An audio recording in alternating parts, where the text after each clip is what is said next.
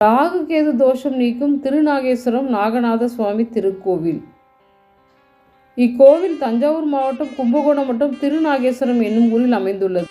இக்கோவிலின் மூலவர் நாகேஸ்வரன் நாகநாதர், தாயார் பிறையணி நுதலால், தல விருட்சம் சண்பக மரம். நாகநாத சுவாமி கோயிலின் 2வது பிரகாரம் தென்மேற்கு மூலையில் நாகவல்லி நாகக்கண்ணி ஆகிய தனது 2 தேவிமாருடன் மங்கள ராகுவாக தனி கோயிலில் அமர்ந்து காட்சியளிக்கின்றார். இவருக்கு செய்கின்ற பாலாபிஷேகத்தின் போது தலை மீது ஊற்றும் பால் தலையிலிருந்து வழிந்து உடல் மீது வரும்போது பாலின் நிறமும் நீளமாகி விடுகின்ற அதிசயத்தை பார்க்கலாம்.